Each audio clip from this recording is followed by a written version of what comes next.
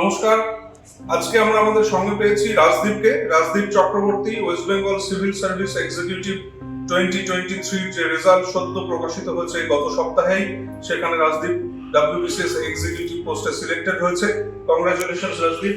এবং আজকে রাজদীপ ইনস্টিটিউটে এসছে, ইনস্টিটিউটে টিচারদের সঙ্গে আমাদের সঙ্গে তার দেখা হচ্ছে। আমরা খুব আপ্লুত রাজদীপের ইনস্টিটিউটে আসাতে। পরে বড় সেলিব্রেশন নিশ্চয়ই হবে এই সাফল্যকে সম্মান জানানোর জন্য, কিন্তু যেহেতু আজকে আমরা রাজদীপকে পেয়েছি, একটু ছোট করে আমরা রাজদীপকে সংবর্ধিত করব। আমার সঙ্গে রয়েছেন ভক্তিপদ গিরি স্যার এবং শুভেন্দু ময়রা স্যার। আমি তাদের রিকোয়েস্ট করবো একটু উত্তরীয় পড়ি এবং একটা ছোট্ট গিফট দিয়ে রাজদীপকে সংবর্ধিত করার জন্য। এই সাফল্য যাদের হাত ধরে আসে সেই টিচাররাই রাজদীপকে সংবর্ধিত করছেন।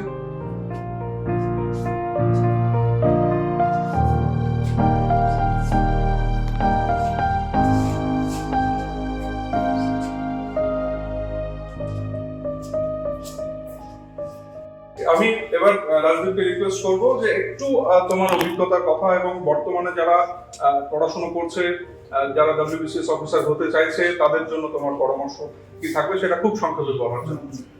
আমি রাইসে 2018-19 সালে পড়েছি এবং অভিজ্ঞতার কথা বলতে গেলে আমার WBCS এর প্রতি কোনো নলেজই ছিল না। পুরো নলেজ এখানে এসে পাওয়া, এখানকার টিচারদের হাত ধরে পাওয়া।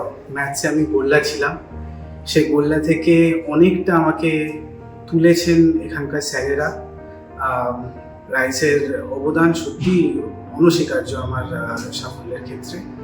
এবং যারা WBCS পেতে চায়, আমার মতো একজন অত্যন্ত অ্যাভারেজ স্টুডেন্ট যদি পেতে পারে, আমার মনে হয় হার্ডওয়ার্কের থ্রুতে যে কোনো কেউ পেতে পারে। এতে কোনো অসুবিধে নেই, সবাই যে কোনো কেউ পেতে পারে। আমার মনে হয় বেসিক্সগুলোকে ঠিকমতো ইয়ে করে নেওয়া এবং ভালো করে রিভিশনটা খুব দরকার। কারণ আমরা অনেক সময় কী করি, অনেক কিছু পড়তে চেষ্টা করি এবং at the end of the day আমরা রিভিশনটা ঠিকমতো করতে পারি না। তাই সোর্স সেটাকে লিমিটেড রেখে যদি আমরা বেশি করে রিভাইজ করতে পারি এবং জিনিসটাকে ভালো করে ইনটেক করতে পারি, আমার মনে হয় সেটা খুব ইম্পর্টেন্ট। রিভিশনটা এই সময় খুব ইম্পর্টেন্ট।